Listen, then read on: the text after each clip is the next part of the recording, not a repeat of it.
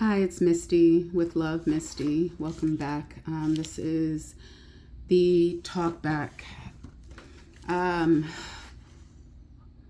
you know what I didn't realize? If you listen to all 3 episodes so far, thank you so much for your support and just the patience with me putting myself back in front of the camera. In a vulnerable space of healing, grieving, growing, vibrating higher. And my goal is to vibrate at the highest capacity possible. I felt like these talkbacks would be good because then I can do more talking, and because during the episodes I really want to read and get the book out to you. I'm reading Vibrate Higher by Layla Delia, and she's amazing. I've listened to her interviews, and I in no way get any, I'm reading this book because I need it and I want to share it with you. And I know that I've hit a spot in my life like never before. We've all been through shit we don't talk about. We all go through shit we don't talk about. We all feel ways we do not talk about. And I'm going to tell you, I'm resilient as fuck. And I mean that because, what might take me out of here might be a walk in the park for you. My life is not your life. Your life is not my life. But whatever it is that we are going through and facing, let's get through it together. How your loss affected you, it didn't affect it. We are affected differently. You being sick or whatever it is that you've experienced, everyone's experience is so unique and individual, even if it's the exact same hardship or tragedy. It's different for each of us. And I love how she broke down in this last episode 3, how it's microscopic. I've made some notes in here. First, I'll start with pain and suffering are most often the gateways and initiation into our higher selves and higher purpose. I know I'm headed to the highest because standing there as my mother's heart slowly stopped, watching the life leave her body, the last words she could barely whisper to me, say, I love you. When I poured all the love in the world into her to heal it, that kind of pain,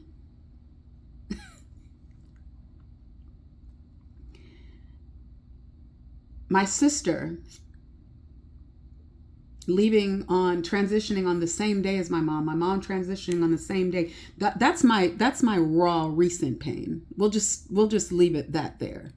And they say that what grief is love not knowing where to go. I think who said that? I just listened to that recently.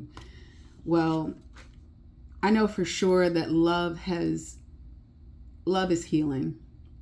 The love for my mother gives me strength. The love that I have for the ones I love give me strength every day. So let's turn this pain into some purpose. Let's turn our tragedies into some triumphs together. I love that this part here, that pain and suffering are the gateways and initiation into our higher selves and higher purpose. These experiences usher the soul into transformation. Amen. And it's starting with the vibration. It started with her with food. It started with me. A lot of the times it starts with the way I treat my body. If I'm overweight, severely overweight, it's a direct connection to what I'm going through emotionally or spiritually or just in life, period. And it's not because I eat, my body responds that way. It's not what I consume, but it's what my mind and spirit and energy is consuming, that my body does the craziest things to me. And I will share with you. I'm talking hives. I'm talking my hair falling out. There's so many things that my body does to reject low vibration. It's insane. Another note that I made here: allow your pain and frustration to awaken and rebirth you into a new creation. This is the life-shifting power of vibration, which is always within you. No matter where you are planted, may you always turn toward the sun. I don't know how many rebirths I've had in Phoenix processes, and I feel like I haven't transformed enough to not revert when certain pain has set in. Although this last onset of pain has been something, I think the ultimate. So what it did is it completely lowered my tolerance for anything that's low vibration. And maybe I've kind of gone extreme to one end. I'm at a point where it's too bad. It's too bad. If it doesn't feel good, if it doesn't smell good, if it doesn't sound good, if the minute I feel it in my core, I'm good. I don't care what it is. I don't care who it is, what it is. I'm good.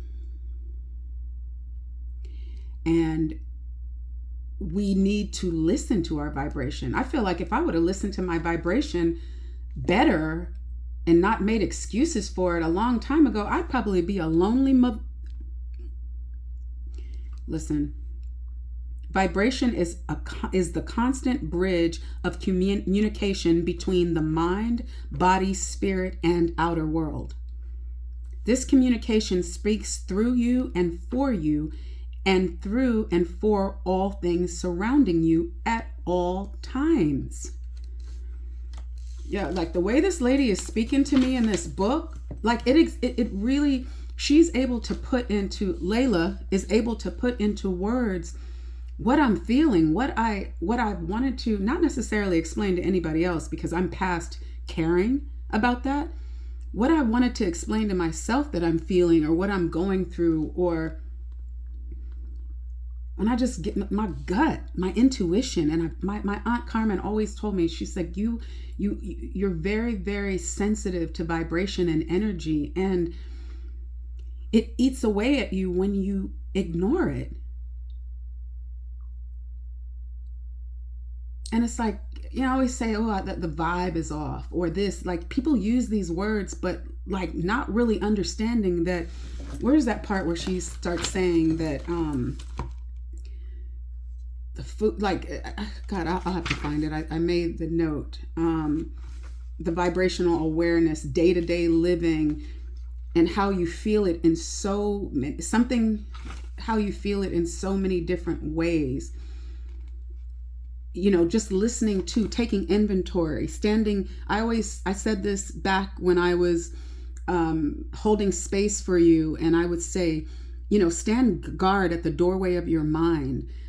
And when she says, what does she say here? It's not stand guard, but take inventory. Take inventory. What gives you good vibes? What gives you bad ones? You raise your vibration by implementing things in your life that are vibrationally therapeutic and fortifying, and by omitting things that are not. As simple as that. And only you can feel this. So no one needs, guard your attention. So she says, guard your attention. I say, guard your door to the doorway to your mind, because we're all trying to figure shit out, and we're all, we have all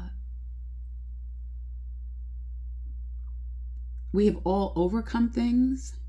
We've healed from things. Some things we haven't healed from. Some of us won't speak to a therapist. Some of us, that's not their thing. But in your gut when something doesn't feel right. That's vibration. That's vibration. You know, I those self checks that you need to check in with yourself. You know when to unplug, or when you know that something's affecting your spirit, your mind, your body, your soul. You don't owe anyone an explanation. You owe you an explanation. That's what Eric Thomas says. You owe you an explanation. And